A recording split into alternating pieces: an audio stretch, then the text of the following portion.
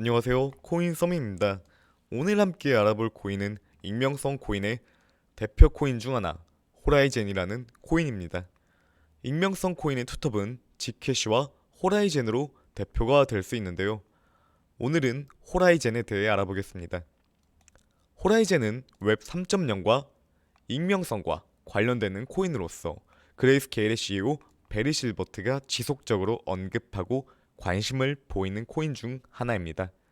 비트코인의 초기 등장 시 세계 금융위기 속 2008년 10월 중앙은행의 개입 없이 자유로운 송금을 위해 제작이 이루어졌는데요.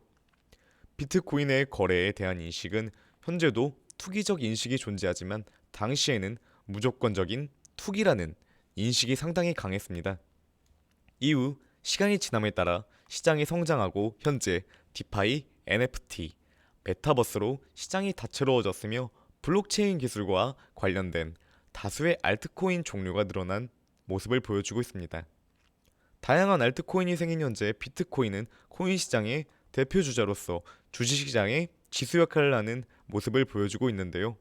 초기 비트코인이 내세웠던 가치는 가명성으로 정부와 은행의 중재 없이 송금과 결제가 가능한 P2P 네트워크를 목표로 제작되었습니다. 국적과 신분에 관계없이 네트워크상으로 즉각적이고도 효율적인 시스템을 제시하였으며 초기 가명성과 효율성에 중점을 두었던 비트코인으로 2009년부터 현재까지 발생한 거래가 블록체인에 기록되어 있습니다. 거래의 당사자가 누구인가에 대한 직접적인 확인은 바로 어려우나 거래가 분산 장부에 기록되어 수정과 삭제되지 않고 거래소 계정을 추적하여 송금자의 신원을 알아낼 수가 있어 익명성보다는 가명성에 기인한 비트코인 블록체인 네트워크라고 할 수 있습니다.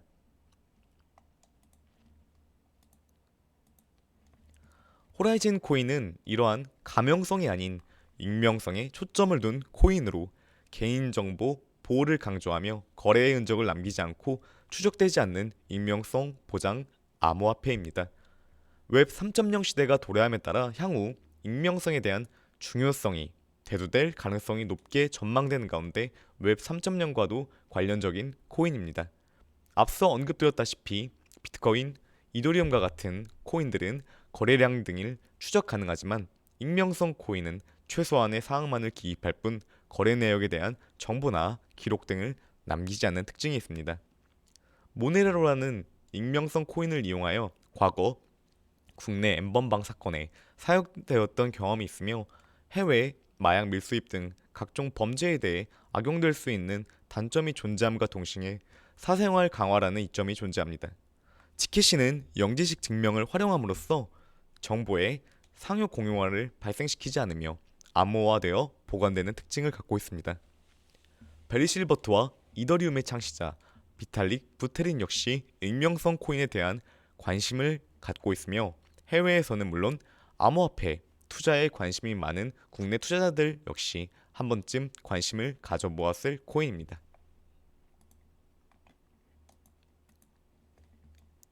호라이젠과 함께 익명성 코인하면 떠오르는 코인은 바로 지캐시입니다. 이 두 가지 코인 모두 익명성의 대표 주자 코인으로서 익명성 코인에 투자를 하신 분들 중 대다수의 분들은 이 두 가지의 코인을 함께 포트폴리오에 넣으셨을 것이라 생각이 되는데요. NFT에 비유하면 디센트럴랜드와 샌드박스라고 조심스레 예시를 들어볼 수가 있습니다. 지난해 4월에서 5월 100달러가 넘는 시세 발생 이후 조정, 작년 말 다시 100달러를 터치하는 모습이 있었는데요.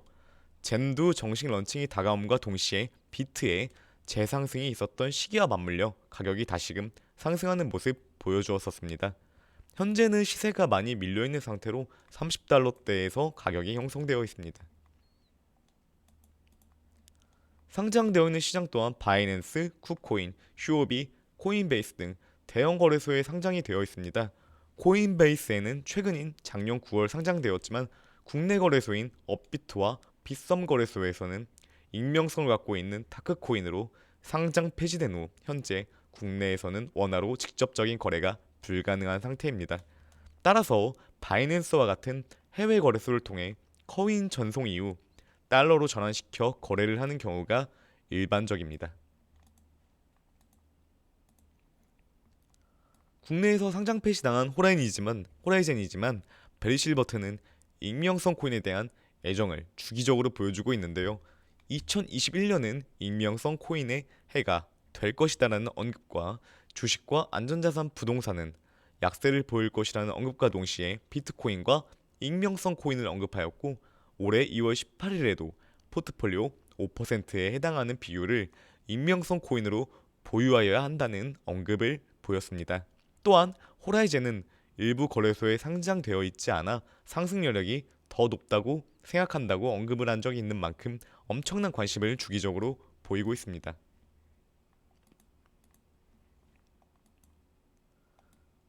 현재 시세가 매우 하락해 있는 만큼 해당 코인에 대한 부정적인 의견이 쏠려 있는 가운데, 베리실버트는 2021년 이후 2025년까지를 보며 향후 호라이젠과 치키시는 6만 달러까지 갈 여력이 있다고 하는데요.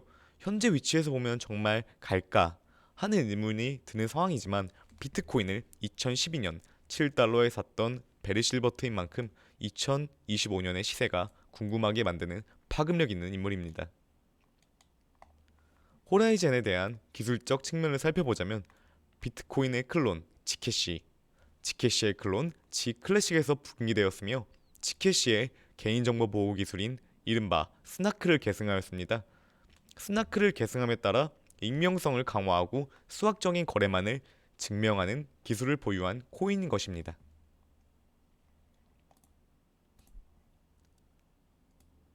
타 익명성 코인인 지켓이나 모네로 등 익명성에만 초점을 둔 코인과는 구분되는 특징으로 사이드 체인이라는 기술을 보유하고 있습니다. 이를 통하여 플랫폼 위에 익명성 기술을 추가할 수 있어 용이한 모습을 갖고 있고, 프로젝트 진행에 용이함을 보입니다.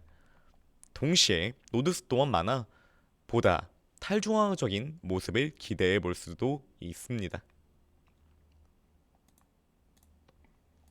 작년 후기 다시 한번 상승을 이끌었던 것 중 하나의 요소가 젠도의 정식 런칭 예정이었습니다.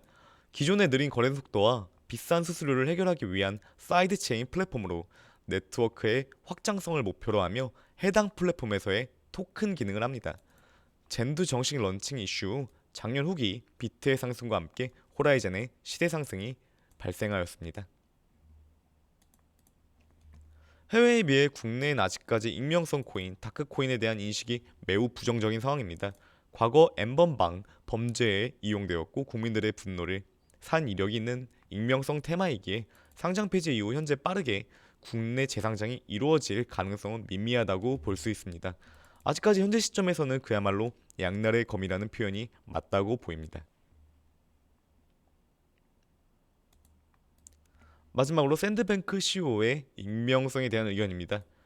범죄를 막기 위해 익명성보다도 가명성을 채택한 것은 이해가 된다.